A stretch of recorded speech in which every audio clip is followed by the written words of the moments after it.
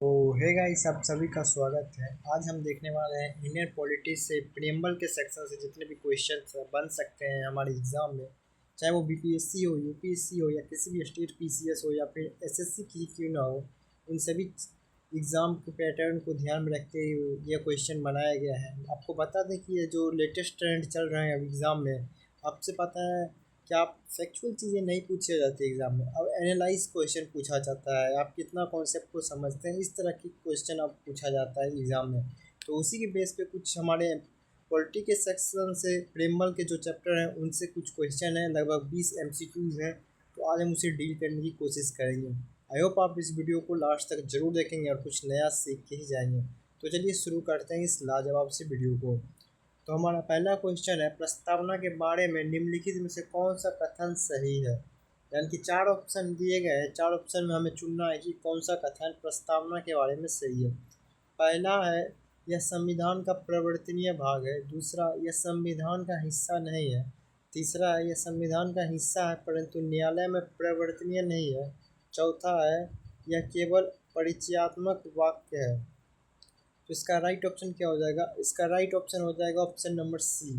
यह संविधान का तो हिस्सा तो है, कोर्ट ने इसे संविधान का भाग माना है, लेकिन यह न्यायालय में प्रवर्तनीय नहीं है। ये प्रवर्तनीय क्या होता है वो समझिए। देखिए, प्रवर्तनीय का मतलब होता है वो ऐसा अधिकार जो न्यायालय के द्वारा फोर्सफुली लागू कराया जा सके। जैसे आप सभी जानते हैं कि अगर हमें बोलने का अधिकार नहीं दिया गया है, नहीं दिया जा रहा है सरकार के द्वारा, तो हम कोर्ट जा सकते हैं। कोर्ट में सरकार के खिलाफ हम अपना केस लड़ सकते हैं। उसके बाद जो न्यायालय है वह हमें बोलने का अधिकार दे सकता है। आपको पता है मौलिक अधिकार के बारे में कि वह न्यायालय के द्वारा फोर्सफुली लागू किया जा सकता है, न्यायालय उसे लागू करवा सकता है। लेकिन संविधान के प्रस्तावना में जो भी चीज़ वर्णित है उसे न्यायालय उससे फोर्सफुली लागू नहीं करा सकता है, बल्कि यह संविधान का भाग है। और यही जो संविधान का भाग है, ये चीज़ को केशवानंदी भारती केस में सुप्रीम कोर्ट ने इसे संविधान का भाग माना था, प्रस्तावना को। ठीक है, चलिए दूसरा क्वेश्चन की ओर देखते हैं। दूसरा क्वेश्चन है हमारा, समाजवादी और धर्मनिरपेक्ष, यहाँ पंथ निरपेक्ष होना चाहिए इसे, शब्द किस संविधान के प्रस्तावना में कब जोड़ा? यानी कि जो समाजवादी शब्द है और पंथ निरपेक्ष शब्द है, इसे संविधान की प्रस्तावना में कब जोड़ा गया था? यह जोड़ा गया था 42वां संविधान संशोधन 1976 के दौरान। ठीक है, और इससे हम जानते हैं कि 42वां संविधान संशोधन को ही मिनी कॉन्स्टिट्यूशन यानी कि छोटा संविधान भी कहा जाता है कभी कभी कुछ लोगों के द्वारा, पर ऐसा है नहीं। ऐसा इसलिए कहा जाता है क्योंकि इसके माध्यम से संविधान में बहुत सी चीज़ों को चेंज करने का कोशिश किया गया था, लेकिन अब फिर बाद में कोर्ट जब इसमें इंटरफेयर करते हैं तो कुछ चीज़ों को सीधा बाहर कर देते हैं जो असंवैधानिक थे, और संवैधानिक चीज़ों को ही रहने देते हैं। ठीक है, तो यहाँ ध्यान रखिएगा कि समाजवादी और धर्मनिरपेक्ष क्या था, कब जोड़ा गया? तो 42वां संविधान संशोधन कर 1976 में। ठीक है, आप इसे भी याद रख लें, 42वां संविधान संशोधन है, इस दोनों को ऐड कर दिए, 4 2 6, अब लास्ट में जिसके भी 6 आएंगे 1976 हो जाएगा। ठीक है, नेक्स्ट देखते हैं। नेक्स्ट है हमारा, प्रस्तावना में we the people of India का तात्पर्य क्या है? ठीक है, पहला है संसद की सर्वोच्चता, जनता का संप्रभुत्व, सी है राष्ट्रपति की शक्ति, डी है न्यायपालिका की शक्ति। तो इसका राइट ऑप्शन हो जाएगा ऑप्शन नंबर बी, जनता का प्रतिनिधि। क्योंकि देखिए, we the people of India, इसे हिंदी में बोले तो हिंदी में क्या हुआ, हम भारत के लोग, हम भारत के लोग। आखिर भारत में कौन है? लोग हैं, लोग यानी कौन? जनता। जनता को यहाँ पर सबसे ज़्यादा संप्रभु दिखाया गया है। नेक्स्ट क्वेश्चन है, निम्नलिखित में से कौन सा शब्द प्रस्तावना में नहीं है? ये आप बताइए। देखिए, आपसे जब भी एग्ज़ाम में पूछा जाएगा तो इसी टाइप से क्वेश्चन आपको पूछा जा सकता है, कुछ हिंदी कुछ इंग्लिश मिला के। क्योंकि देखिए, ऐसी कई शब्द होते हैं जो हिंदी में हमें आसानी से समझ आ जाते हैं, लेकिन अब जब इंग्लिश उसका एग्ज़ाम में देख लेते हैं तो हमें समझ नहीं आता है क्या पूछा जा रहा है, जबकि हिंदी उसका समझ आ जाता है। और कुछ ऐसे शब्द होते हैं जिसका इंग्लिश हमें समझ तो आता है पर हिंदी नहीं समझ आता है।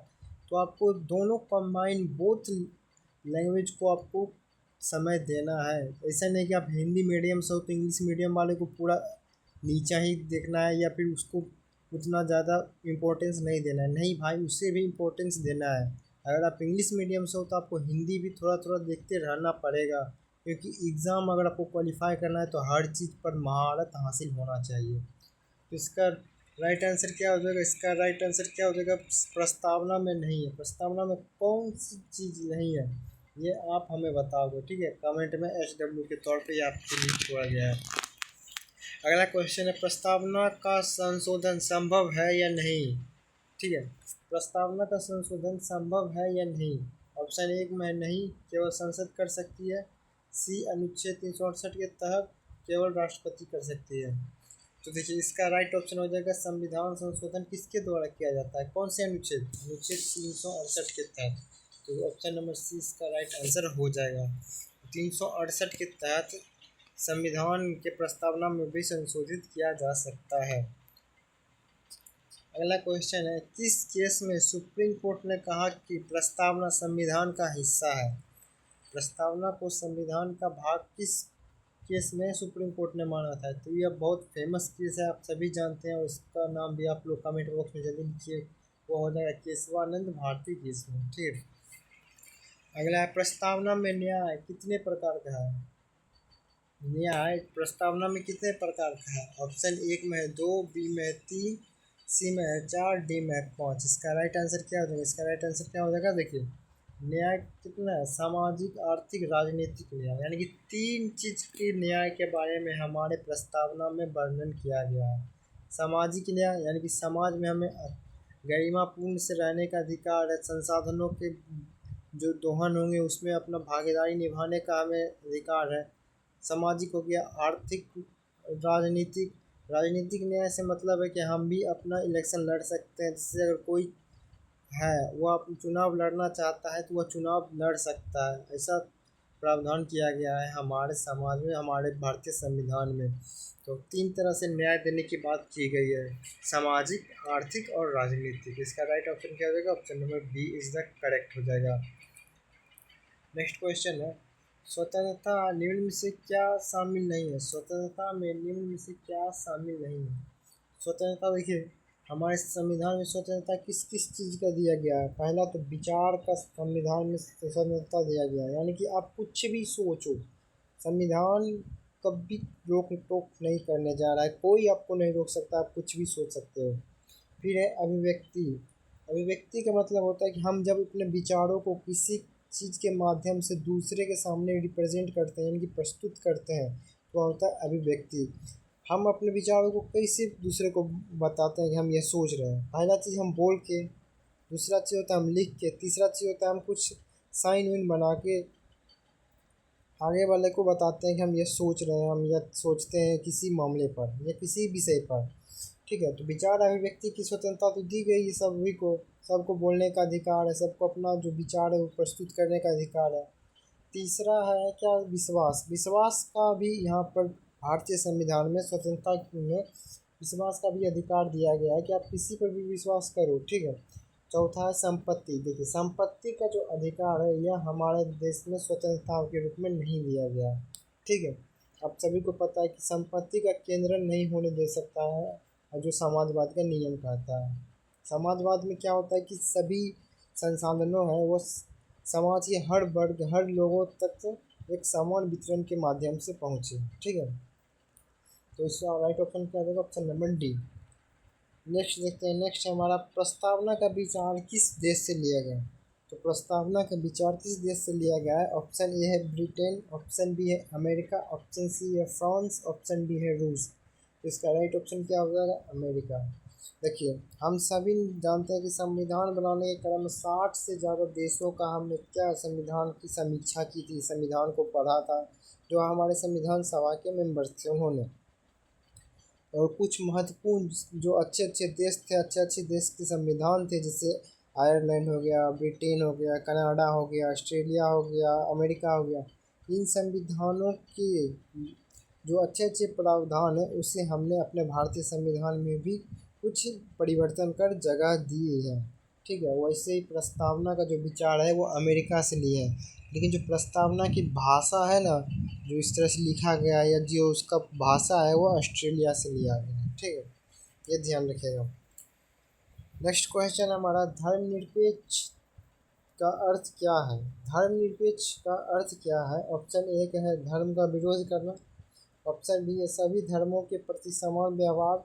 ऑप्शन सी है केवल एक धर्म को मान्यता। ऑप्शन डी है धर्म और राजनीति कोई अलगाव। इसका सही उत्तर हो जाएगा क्या? सभी धर्मों के प्रति समान व्यवहार, ऑप्शन नंबर बी। हमारा जो भारतीय संविधान में पंथ निरपेक्ष या धर्म निरपेक्ष की प्रावधान किया गया है, उसका मतलब होता है कि राज्य जो है उसका कोई एक धर्म नहीं होगा, बल्कि वह सभी धर्मों से समान दूरी बना के रखेगा। ठीक है, यही होता है उसका मतलब। अगला क्वेश्चन है प्रस्तावना में समानता क्या? प्रस्तावना में समानता किन किन क्षेत्रों में दी गई है? तो इसका राइट ऑप्शन हो जाएगा अवसर और स्थिति के मामले में दी गई है। अगर आपको वीडियो पसंद आ रहा होगा तो प्लीज़ लाइक करना और अपने दोस्त में ज़रूर शेयर करना, क्योंकि सिर्फ आप पढ़ने से नहीं होगा बल्कि अपने दोस्त को भी पढ़ाओ, उससे भी मोटिवेट करो, उससे भी अच्छी अच्छी चीज़ें सिखाओ, आप भी खुद भी सीखो। तो ऐसे में बहुत अच्छा ज़िंदगी आराम से चल सकता है और अच्छी जल्दी से जल्दी जॉब भी आ सकता है। ठीक है, अगला है गणराज्य का अर्थ क्या होता है? गणराज्य का अर्थ क्या होता है ये शायद आप सभी जानते हैं, ये आप लोगों के लिए होमवर्क है। आप बताओ इसका राइट ऑप्शन क्या हो जाएगा कमेंट बॉक्स में। ठीक है, नेक्स्ट है प्रस्तावना को संविधान की आत्मा किसने कही? प्रस्तावना को संविधान की आत्मा किसने कही? तो उसका राइट ऑप्शन हो जाएगा ऑप्शन नंबर सी।